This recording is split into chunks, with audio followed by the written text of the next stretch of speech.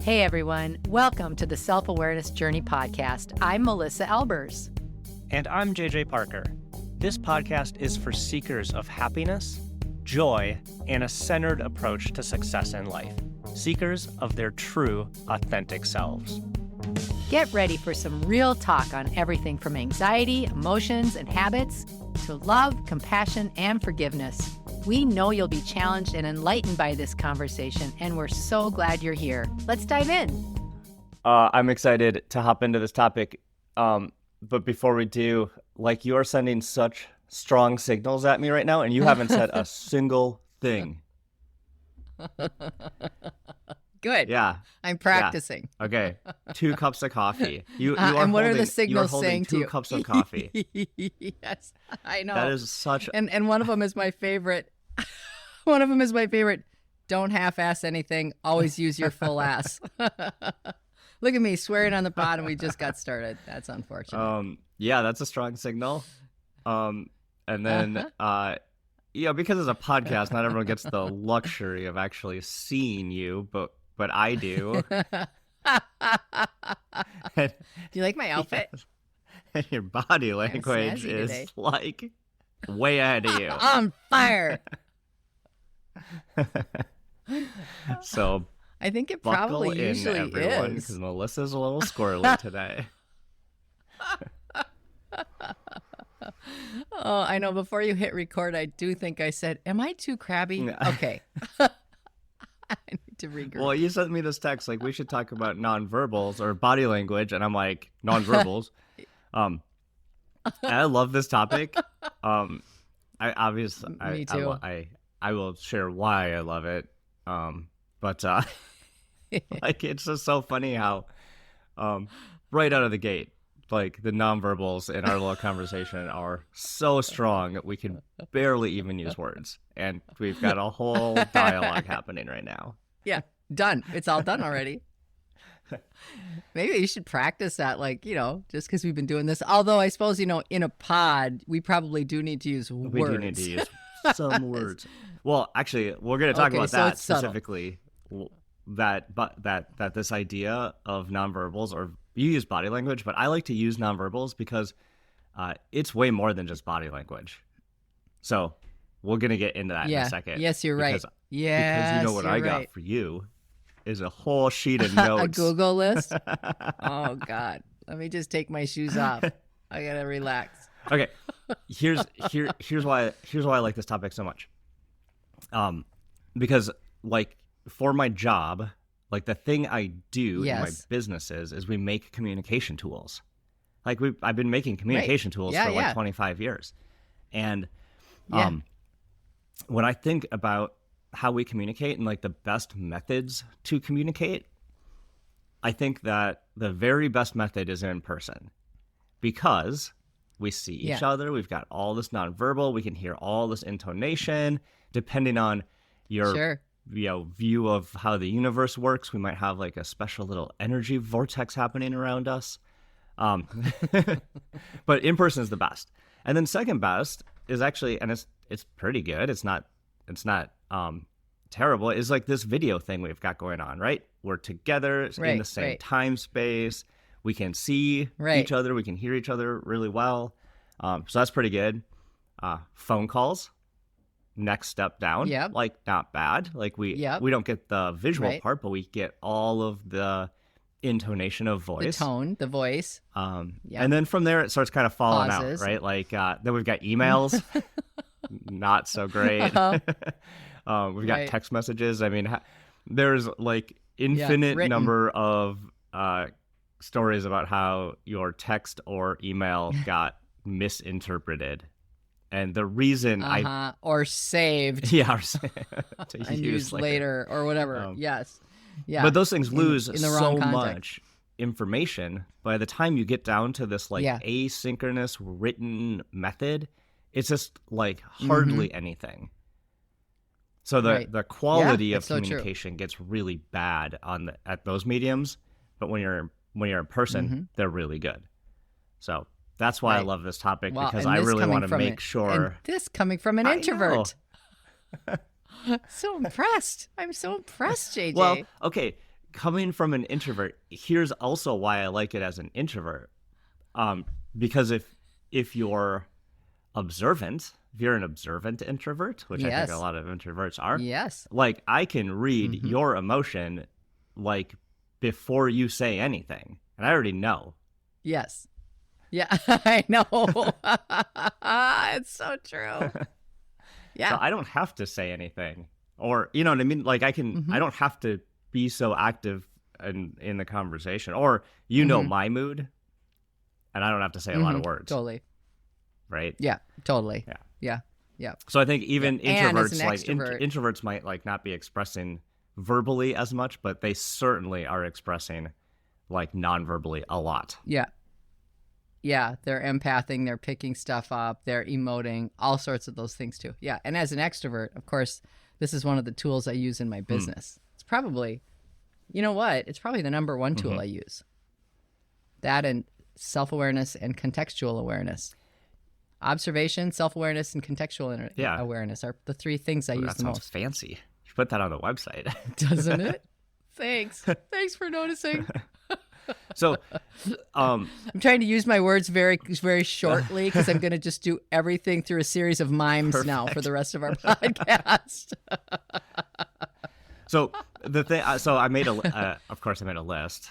Like, I made a giant list. Shocker. Because I was really like, made a giant list. Well, I was thinking like, what are these body language things? Like, what are they?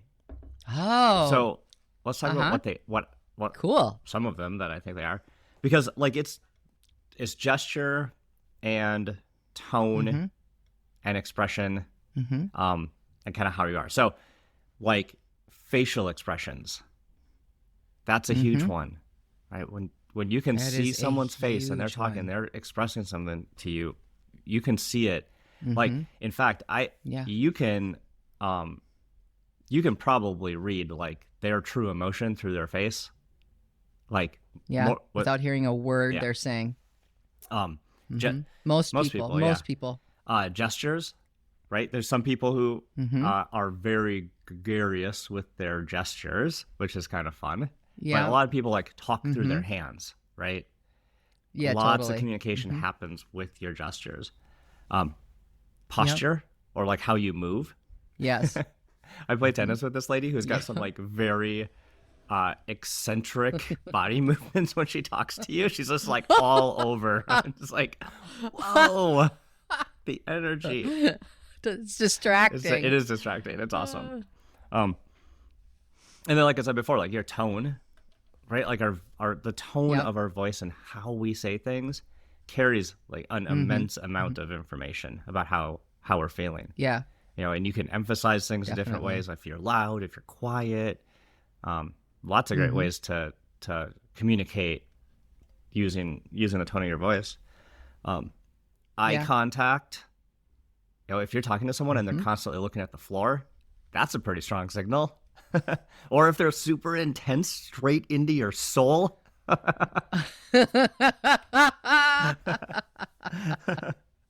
You just described an interaction with a teenager. Guess which side of the house the parent is on and which side of the house the teenager is on. I'm going to ask you these questions about what you've been doing, and I'm going to stare in your soul, and you're going to tell me the truth. And the kid's eyes are straight on the floor. Well, the other teenager experience is you stare right into their eyes, and you're like, is anything in there? I know, Nothing. It's just like you're a lizard. Just like nothing. Abyss. And some other things that I think come with it that are just a little bit more on the edge, like your appearance. You know, people you'll hear people say like that, you know, what is that phrase? Like it's not like you kind of show up before you show up, like how you're dressed a lot of times like articulates kind of like your personal brand is what I was call that. And then the couple other things, like there are some people that like use touch. Now this is only in person stuff, but like, you know, some people like touch you on the shoulder or like say congratulations and pat you on the back. And so they're sending like a whole bunch of nonverbals, but they're using like touch or even like personal space. Like sometimes if someone's like far away from you, that's a signal. If they're really close to you, that's a signal. So yeah, those are some things I was thinking about. What else you got? Those are really good. My exhaustive Oh no, list. I think we should talk about. Well, I think what I would like to talk about is, this is shocking that you went to the analytical expression of body language and nonverbals. I wrote a research paper for you. I went to the examples of how it feels. And how what I did is I sat and thought to myself, how does it feel to be in partnership with people when they're using different styles of body language? And how do you read the people that are around you based on what kind of cues they're giving, and how does it feel to be in the room with those cues? And then how do you find yourself responding to those cues? I saw this when I was kind of reading about this. I read this article that used this word like wireless cues. Like how do you pick up the wireless cues? But this idea that that's a good like phrase. everyone's I like sending like I'm gonna write that down. Everyone's sending like your nonverbals are sending emotion, right? That's what they are doing, and a message. That's the message. The message is the emotion though, and what you're saying is how do you read that, which I think is like spot on. Yeah. Well, and then there's some, there are some really funny things that happen in this when you start. Okay, one time I was at a bar with my girlfriend and her husband, and I was between the two of them, and we were on the very end of this big long bar, and we were all slouching. You know how when most of us, when you sit in a bar stool, if it doesn't have a back, how you're kind of like humpback. And we were all I was noticing that I was humping, right? Like humping over while I was drinking a beer. And I looked at both of my friends, and they were both doing it too. And I was like, don't you just notice how you feel so lazy? Like you just feel kind of funny, and everybody slouches when they're in a bar stool. And my friend John looked down the bar, and there was a guy who was sitting like 5 bar stools down, and he had ramrod straight back. Like it was like unusually straight. It looked awkward, right? And he looks over and he goes, "Not if you're that guy." And we immediately just fell on the bar. We were laughing so hard because it was such a contrast. And we all began to judge ourselves based on how this person was sitting. And then after we judged ourselves, of course, we judged him. Like, how in the world does somebody sit at a bar like this with a 90-degree angle with his back? Like, what's wrong with this guy? So here, we're not even in an exchange of information, or we're not even talking to this guy, but we're making all kinds of stories up just because of how he was sitting and how we were sitting, So some of it's kind of funny, I think. But I think, too, like when I'm in conversations with coaching or anything like that, it's I can really choose how to be back based on how the person's body language shows up in the first 30 seconds of the conversation. And because not only like all these things that you're using, like their gestures or facial expressions, their eye contact, even if somebody is feeling like they want to talk about something or they want to get something off their chest, but they're feeling anxious about it, or they're feeling, they're feeling a little scared because it seems like it will be kind of like a little too vulnerable or something like that. They may enter into the conversation, they may enter into the conversation like they are totally full of gusto, like, well, yeah, this happened, but their body language will speak something completely different. And I didn't notice this until just this minute, I always read the body language words before I read the person's verbals, always. Yeah, because that's the thing that is more likely telling truth. And it's harder to control. Yeah. Like our kids all the time, they'll say one thing, but their body language will be completely opposite, and we'll just call them on that because it's like, well, we know that your body language is the thing that you really feel. But isn't that funny? So like, do we do different reactions to people based on their body language? How do we choose how we're going to be back? Yeah.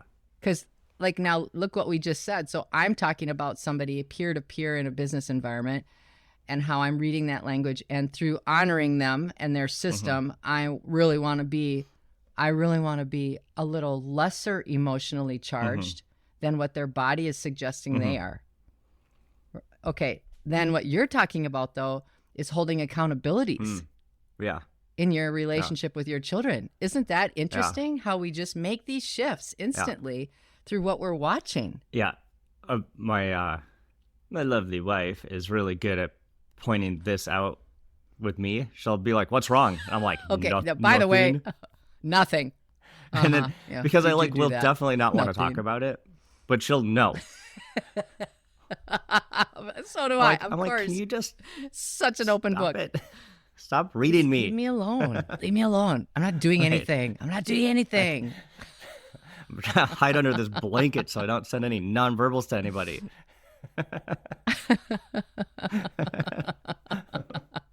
But even that will, because the blanket will shift in shape, you know, like it'll be like wild bumps going on, or it'll just be.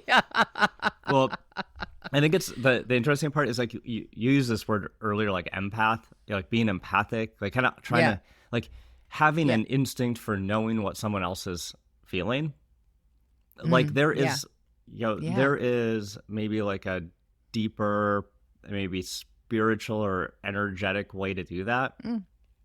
But there's also just be a little bit more observant, and you are like way down the road. You don't have to be any special anything. You just need to be a little bit more observant. Yeah. Well, that whole empathic conversation is about using your empathy. It is using your internal cues, which we all have, every single one of us. And when it gets to be like that deeper spiritual conversation, is someone who is just a more refined energetically, more refined in that place, more aware of that piece of them, and have a more developed sense. It's the exact same thing though. Yeah. We don't have to make it scary or weird or anything. It's the same thing. Some people are just a lot more observant and a lot more into being able to sense how other people are feeling. And for me, that's a huge thing for me. Like I'm very, very, very much around that space. And I really developed that because I think it's helpful in my work. Well, I would say, and I really knowing you for a long time, like a lot of your stories about your childhood, moving schools, trying to refit in with groups of people over and over, like you really had to probably develop this skill of reading nonverbals at like a very early age. Yeah. And honestly, it kept me safe when I was younger. Yeah. But it is really interesting. So so then I've had clients who are really, really on the lower scale of self-awareness, and they have no idea that they are, but everyone around them sees that they are. And that is a very interesting thing to witness. So let's see, like, are you saying, like, what I kind of heard you say, but I don't know that you were trying to say this, was that if you have a higher sense of self-awareness, you're actually able to control your nonverbals more effectively. Did you say that? Oh, no, I never said. That's what I heard you say. But that's an interesting thing. No, this isn't about control. Okay. It's not controlling anything. It's awareness. We're talking about awareness. But I'm trying to get way better at hiding my emotions. Isn't that what this podcast is about? Exactly. Well, stop. Well, no, it's not. No. Well, not even a little bit. Really. But I agree. Like, I agree that as you become, more aware of your own states and your own emotions and your own feelings, because those feelings are coming out, like all the feelings you're having internally are coming out in a nonverbal way, and I don't think you can actually control them. They just come out. But the more aware you are of those states and those emotions, like the more aware of what you are projecting, which can then that's the thing you can control. Impact. Right? Like, oh, I understand I'm projecting negativity. I got to change that or whatever. Then you can start. And once you start observing yourself, then I think you can get a lot better at observing others. Yes, I agree. It's so funny. I didn't even remember this until just in this moment as you were explaining that. We had our wedding videotaped. And we had 2 people taping our wedding. And the reason we did is because my mom had a girlfriend who did it. And then we had an uncle on Mitch's side that was into videotaping every family wedding, right? 56 cousins, so he was pretty busy. But I remember the video of the one that the woman took. And it was a lot more around the emotions of the event. Where the one that he took, it was much more the tactical expression of, here's the church, here's the flowers, here's the wedding, here's the reception, here they're cutting the cake. But what she did is, I remember that day being so nervous, but trying to pretend like I was really chill. And specifically one of the frames of the video, she said, how you doing? And I was like, oh, I'm doing good. You know, she was interviewing me right before the wedding. I'm doing great. And then I turned away from her to start talking to someone else in the room. And she took the camera lens and put it in on my hands. And I was wringing my hands together. I was wringing my hands together, and I was spinning my engagement ring around and around and around on my hand. And I just thought, wow, that was so perceptive of her that she chose to do that, because it didn't seem like it was exposing me at all, but it was truth. Do you know what I mean? She was able to capture what you're actually feeling, and then you can remember it, right? Like that's what she was trying to do, is capture your emotion so you could remember it later. Yeah. What the bricks of the church looked like are less relevant to you now than how you were feeling in that moment. Right. Yeah. It's interesting though, like even in our own awareness, like, because, you know, we're always talking about how the body can inform us of how we're feeling before our brain knows. And our brain takes cues from our body to translate that, you know, like, my body's acting a certain way. And if we become aware of that, you know, like anxiety, that's a great one to use. It's like, or nervousness, or if you don't want to use the word anxiety, maybe we overuse that. But being really nervous or feeling amped up about something, you know, the body usually has a tendency to get a lot more skittish. You know, you'll notice people sitting in meetings where their knees are hopping. I call those pistons. Your pistons are going, you know, or they're cracking their fingers, or they're kind of moving around in their chair a lot. And that is a very, very expressive body language that indicates to everyone in the space that you're feeling nervous or bored or something. Yeah. You know, like, so it's just interesting thinking about some of the common nonverbals that we see and how we interpret those. Yeah, I like that thinking, like this idea that we always say your body knows first. Well, and then your body can express that first before your brain's even kicked in. And it does. So it does. It does. Yeah. Yeah, that's really interesting. The other thing that it kind of popped up for me was and I know I talk about this a lot, but if you like rewind humanity, like a lot, even, you know, before we developed like written text or even verbal language, probably a lot of human interaction was nonverbal.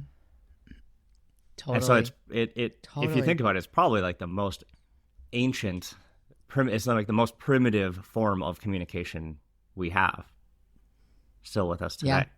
Do you know what I just thought of too? How about going to a movie? Think about the opening scenes of every single movie that exists, almost, I'd say 95% of them, begin with a human expressing without saying a word. Yeah. And you are immediately trying to figure out what's going on. What's the context of this movie? How is this starting? What's happening? No one's speaking, but there's some sort of action or close-up facial expression that shows someone scared or looking around or looking happy in a family scenario. Like, isn't that interesting? That's a really good call out, because you're right. That's like a almost like a movie trick. Yeah. I'm gonna frame all of the audience in this story immediately in the first 30 seconds. I mean, it's in the first 30 seconds. How much information is exchanged? I think it's kind of fascinating to think about that. All right. So my question is, how do you practice this? How do you get better at reading nonverbals? If we just want to go practice, you got some tips? Yeah. No. Do you? It's almost never that I ask you a question and you're like, stunned, like you have no answer. You have an answer. What is it? Well, I think there's well, this is just me. It's not the right answer. It's an answer. I think there's a couple of perspectives. I think one, we can spend just a little more time noticing our own body language for a day. Like, wouldn't that be interesting? I start walking fast when I'm trying to get stuff done. I start cleaning up my space before I'm going to leave it. I'm sending huge cues about my activity. I'm sure, like with having animals at my house, animals are constantly watching human beings because of those kinds of things, right? So just noticing your own nonverbals that you're kicking off. And I think I've used this example before, but I have a really long-term client I worked with for years and years. And the two of their two owners and their siblings, and they were in the middle of a very heated, impassioned argument. And I was right between them, trying to help them bring it down so we could solve stuff. And the brother looked at me and he said, because I said, okay, you guys just bring it down a little bit. Like and he said, he pointed at me and he said, and I hate when you have that look on your face. And I was like, it was a really strong, because it was like bringing me into the fight. And I immediately realized he was right. I was like, oh my gosh, I had a real stern look on my face. And I was like, trying to command and control, which wasn't what they needed. And because he told me that, it was a huge wake-up call for me to become more neutral in my expressions when there was a lot of heated debate. So he really taught me. He was willing to tell me. But yeah, so just being aware of your own. And then I really think the other thing is I feel like I constantly preach this, but can you notice other people's body language or nonverbals without judging them? Can you just observe them? If you just observe them, it gives a bunch of space. Because I think a lot of times we throw our own judgment in with how someone seems to be thinking or being with a body language or nonverbal, and we're wrong. Yeah. And we spin it off in a totally different direction because we weren't right, because we were judging instead of observing and then asking. I like your suggestion. So, what I heard your suggestion was like make a log of what I'm communicating to my dog. Yes. Can we That's get a a good t-shirt practice. made? I think that would be fun. Well, fun. I think this is a cool conversation, and I hope everyone can start observing maybe their own body language and then really working on it for others, because I really feel like so much of communication is wrapped up in this nonverbal, and if we get better at expressing our own and reading others, we'll just have much richer conversations and relationships. Did you enjoy this episode? Please go to your favorite podcast platform to subscribe, rate, and leave a review so others can discover it as well. Growing self-awareness is a lifelong journey, and it's better when we're all in it together. Please think of someone you know who could benefit from hearing today's conversation and share this episode with them. We can't thank you enough for listening. Until next time, happy exploring.